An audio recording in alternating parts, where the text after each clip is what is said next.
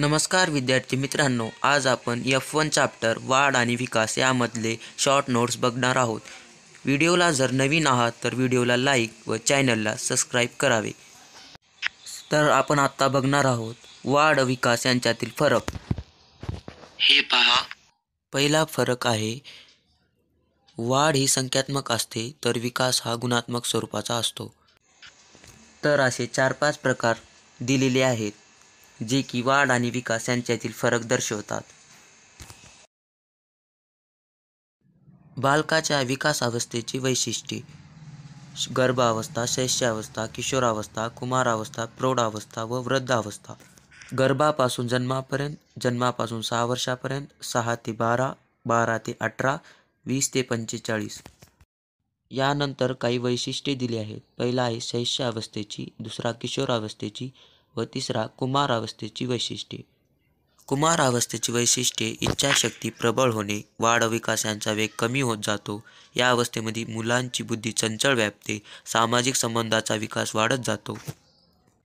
यानंतर आहे विकासाचे विविध दृष्टिकोन. पहिला आयुर्मानात्मक तर दुसरा छेद दृष्टिकोन.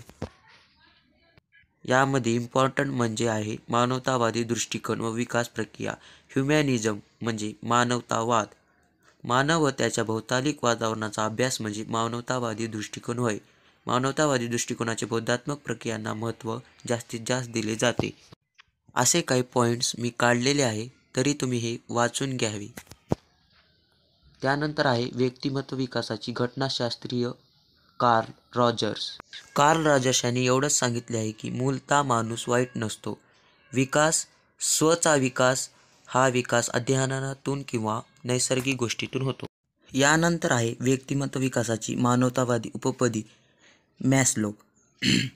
यामध्ये काही गरजा दिलेल्या आहेत, तरी शारीरिक, संख्याविषयक, प्रेम, स्वामित्व, आत्मगौरव, आदरभाव गरजा, बौद्धिक गरजा आणि सौंदर्य गरजा. यानंतरचा मुद्दा आहे बालकासंदर्भातील माहितीचे संकलन. निरीक्षण, पडताळणा सूची. पडताळणा सूचीमध्ये काही पॉईंट्स आहेत, त्याच्यासमोर टिक राईट व रॉंग क्रॉसमध्ये दिलेले आहे. विद्यार्थ्यांमध्ये ते गुण असल्यास राईट, नसल्यास रॉंग करावे. नंतरचा पॉईंट आहे विद्यार्थी दुसऱ्यास मदत करतो तर त्याला बरेच वेळा याला टिक केलेली आहे. नंतरचा पॉईंट आहे समाजवादी तंत्र. दुसरा पॉईंट आहे व्यक्ती इतिहास पद्धती. त्यानंतर आहे प्रयोग पद्धती. प्रयोग पद्धतीमध्ये मानसिक समस्या सोडवण्यासाठी प्रयोग पद्धतीचा उपयोग केला जातो. नियंत्रित गट व प्रायोगिक गट यांचा समावेश असतो. त्यानंतरचा पॉईंट आहे मुलाखत, वस्तुनिष्ठ चाचण्या. त्याचे 2 प्रकार आहेत, क्षमता चाचण्या व व्यक्तिमत्व चाचण्या. त्याचे प्रकार पण दिलेले आहेत. त्यानंतर आहे बालसाहित्याचे मानसशास्त्रीय महत्त्व.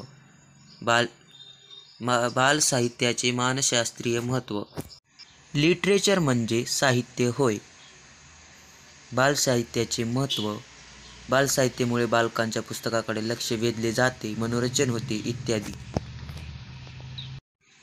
व्हिडिओमधील जर आवाज ओळखू आला नसेल तर व्हिडिओ पॉज करून स्क्रीनशॉट काढून ते आपल्या वहीमध्ये सविस्तर लिहून घ्यावे. Thanks for watching and please like and subscribe on this channel. Thank you.